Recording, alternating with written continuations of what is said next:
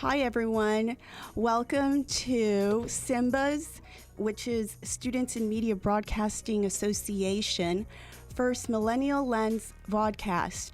And today we have Brad Rushing here with us, and he is a very well-known cinematographer. And so welcome to the show, Brad. Thank you. Just give us a little bit of a background. What exactly is cinematography? So cinematography has to do with the photography of the motion picture image, and it involves everything having to do with the camera and the lights. So as a cinematographer, you would be involved consulting with the director on, maybe choosing the lenses that you shoot. You would be involved in picking a camera.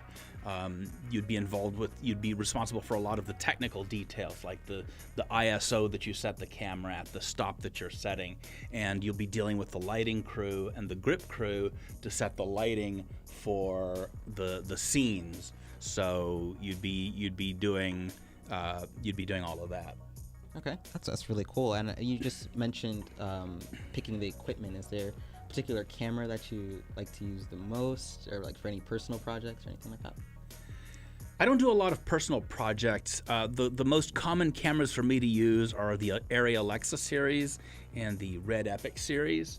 I've used plenty of other cameras. I've got a feature coming up that I'm going to be shooting with the Sony FS7.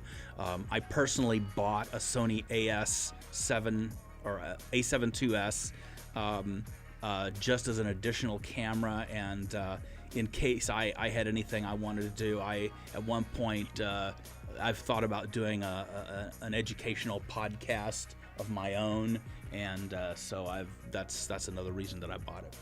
Okay, that's very cool. So can you tell us a little bit about some projects you've been involved in? I know that you have quite an extensive... Yeah, I started an independent film back in the late 1980s, and in 1990 I moved to California, did a lot of independent, low-budget stuff, and wound up working for a guy named Roger Corman at his company, Concord New Horizons, which was one of the places a lot of people got their start there.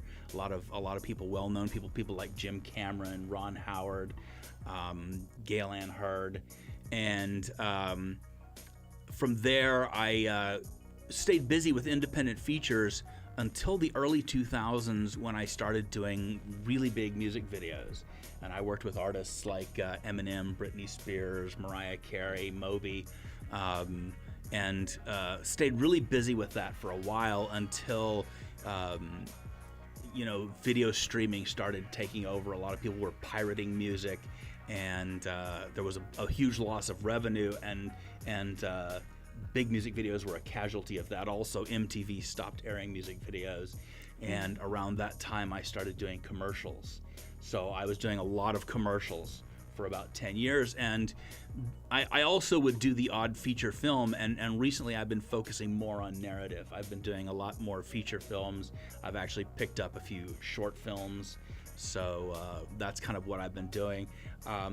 Most recently I did a film called Doolittle's Heroes, which is going to be, it's a Chinese-American co-production that will be released as a feature here in the United States, and in China it's part of a larger series that's got a much more expansive Chinese backstory, and it's called Sunset River over there. And in February and March I actually went to China to shoot part of that project.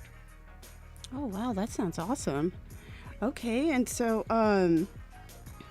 did you want to ask anything to follow that up on that? Honestly, to follow up on that, I would have to ask, like, what's your favorite to work on, in a sense? Like, do you prefer like the short films or the commercials, or like features? What do you prefer to? Well, that's like asking somebody to pick their favorite child. It's each one has its own benefits. Commercials tend to pay very well, and they typically aren't but a few days, and so you're not working for a really long, grueling period of time. So Brad, we know that you used a Super 16 on Cook County. Why was that? That was an aesthetic choice made by the director. One of his aesthetic inspirations for the film was The Last King of Scotland, and that film was shot on Super 16, and it was there was a little bit rough around the edges, and there was a lot of handheld work. And for those reasons, he decided to go with that format. When do you decide? When do you make that decision? Or? Well, you make the decision in pre-production and conversations with the director about the aesthetic for the film. Handheld shots can give a more organic feel, a more spontaneous feel to the photography. You can also use it to introduce nervous energy into the image, which is one of the reasons we used it on Cook County, was to keep it a little bit off balance, keep things a little unsettled. In fact, there's a portion of the film that takes place away from this bad environment, and we shot that all on tripods to give a contrast. Right. Oh, okay. I see that. And so, do you have a favorite lens that you use? I don't have a favorite lens. I really, I pick the lens depending on the project, and there's so many to choose from various primes and zooms and anamorphics.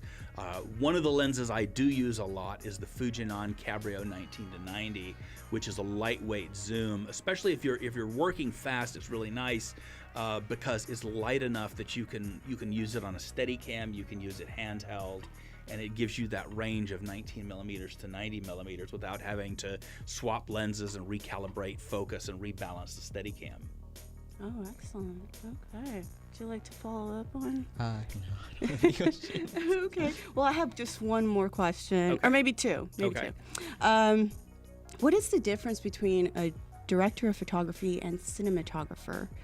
The words, they're exactly the same thing. Oh, nice. Okay. Thank you for that clarification. I needed to know that. And one last thing. What's your schedule like on film? And like when you're working on a film, how do you balance your life? Well, films go anywhere from 3 weeks on up to several months. And typically you're shooting 5-day weeks or 6-day weeks with 2 or 1 day off. So it can get challenging, especially when you consider that you're working 12-hour days. Sometimes you're working splits, which is part day, part night, or sometimes you're working a night shift and you're working all nights. Sometimes you end a week on nights and you begin the next week on days, which means you lose some of your sleep time on that day off or those 2 days off. Right. Wow. Okay. Thank you for that. Overall, very informative.